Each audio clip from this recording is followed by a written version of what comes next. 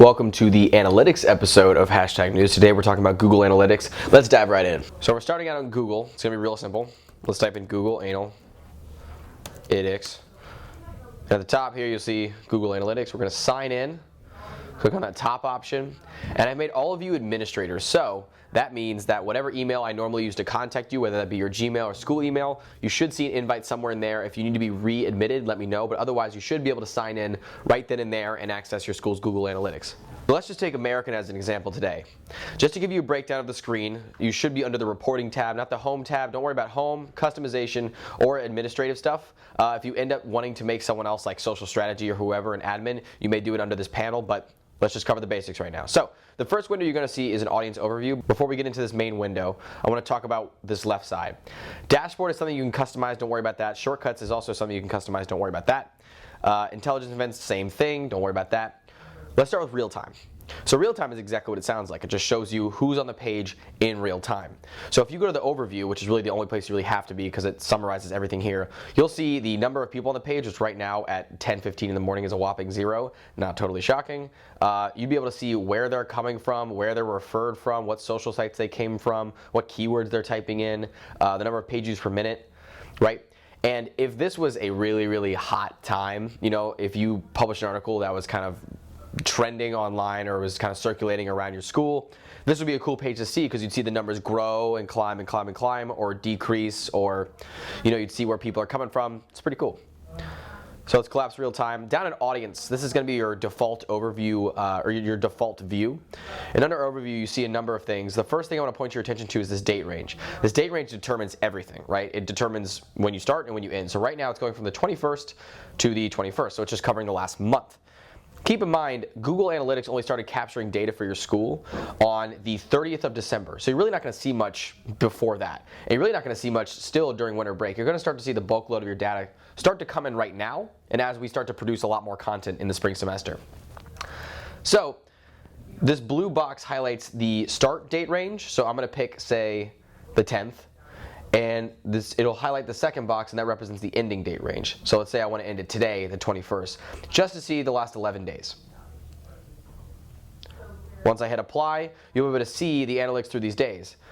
We had a ton of views back on January 10th, probably because of Joe Palakis' awesome article on getting kicked out of a Trump rally. And as you can see, that has tailed off as winter break has sort of come to a close and school's sort of begun. And this is probably syllabus week right here with a whopping 45 sessions. Cool, so now just to give you a breakdown of what all of these things mean. So again, we're in this date range from the 10th to the 21st, and let's begin. So sessions, users, and page views, right?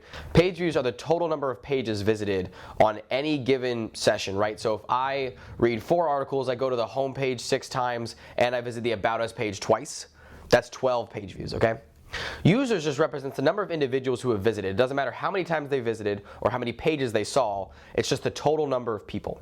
So, to put that in perspective, if I visit the Rival and I visit 12 individual pages, that's one user, 12 page views.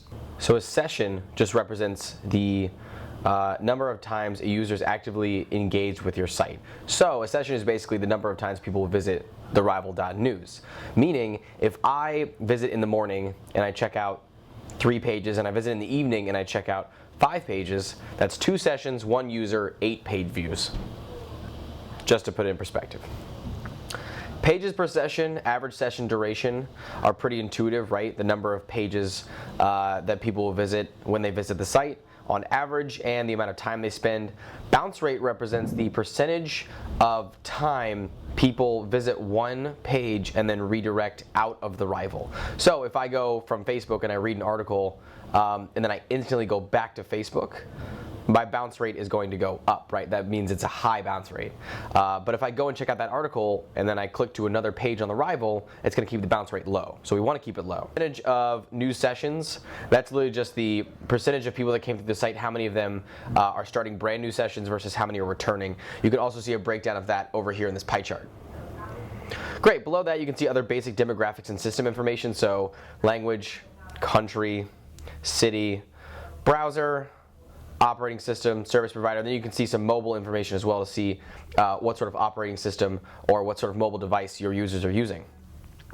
Going back under the audience tab, You can play around with cohort analysis and active users. I wouldn't worry about that right now. What I'd look more at is the demographics overview, which is a fantastic one for seeing a breakdown of age, which, who would have guessed it, it's mostly 18 to 24-year-olds, and the gender breakdown, which might be representative of your school or not. For example, I'm on American right now, and it seems that a lot more females are reading than males.